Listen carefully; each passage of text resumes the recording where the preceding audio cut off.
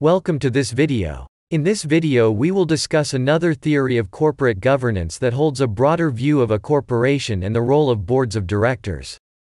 The theory discussed in this video is the stakeholder theoretical perspective of corporate governance. In this video, we will identify individuals, groups, and entities that are stakeholders to a corporation. We will also discuss the types of stakeholder theoretical models and how these models are used to understand the role of the board of directors within a corporation. So without wasting more time, let's begin this video properly. So, what is the stakeholder theoretical perspective in corporate governance?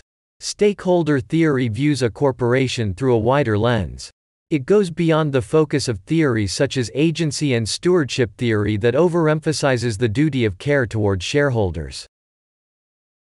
Stakeholder theory rather focuses on the duty of care towards every stakeholders to a corporation. In other words, stakeholder theory is used to argue to whom an organization or a corporation is responsible. To understand the arguments of stakeholder theory, it is imperative to define what we mean or who we refer to as stakeholders in this context. In this context, we define stakeholders as those who have a legitimate stake in a corporation, and you already know to whom we refer. These are the shareholders. We also define stakeholders as those who affect and can be affected by a corporation, formally or informally. In other words, nearly everyone is a stakeholder to a corporation. Considering these definitions of who stakeholders to a corporation are, a problem emerges as to how to manage these inexhaustible list of stakeholders. For this reason, stakeholder theorists have narrowed down corporate stakeholders to primary stakeholders.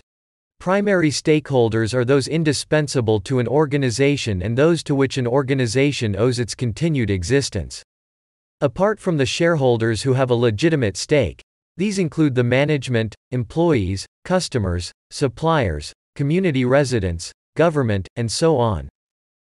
Having identified who corporate stakeholders are, stakeholder theorists argue that the corporation, its management, and the board of directors must maintain good relations with all corporate stakeholders, not just to shareholders who have a legitimate stake in the corporation. It is also argued that this approach to stakeholder management would be useful in achieving and sustaining organizational performance. This justification for a stakeholder approach to corporate governance is explained further using three stakeholder models, namely, normative stakeholder theory, descriptive stakeholder theory, and instrumental stakeholder theory. Now let's consider these stakeholder models one after the other. Normative stakeholder theory. When balancing and catering to the legitimate demands and interests of corporate stakeholders, the normative approach argues that this leads to intrinsic benefits to a corporation. The normative stakeholder approach is also used to highlight moral responsibility of a corporation to its stakeholders and to debate the legitimacy of various stakeholder groups.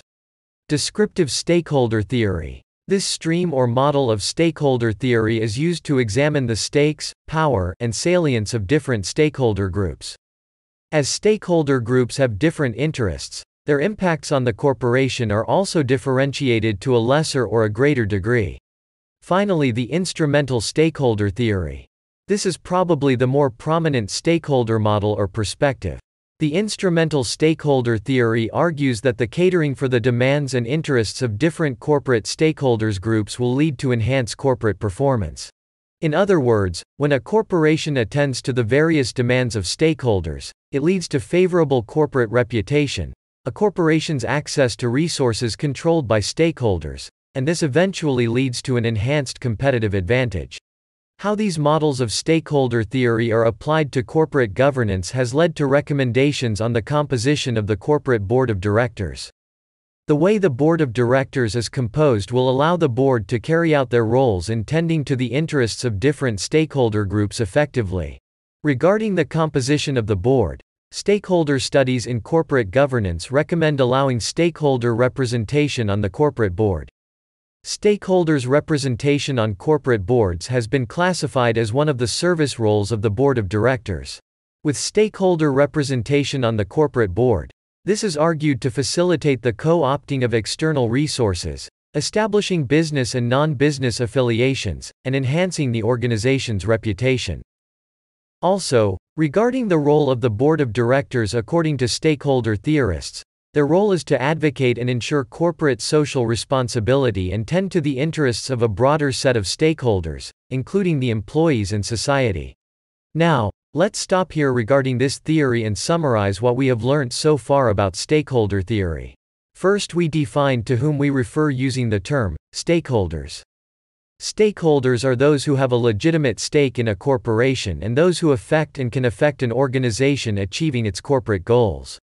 We then identified the three streams of research or models of stakeholder theory. These are normative stakeholder theory, which highlights the moral responsibility a corporation, its management, and the board of directors have towards their corporate stakeholders.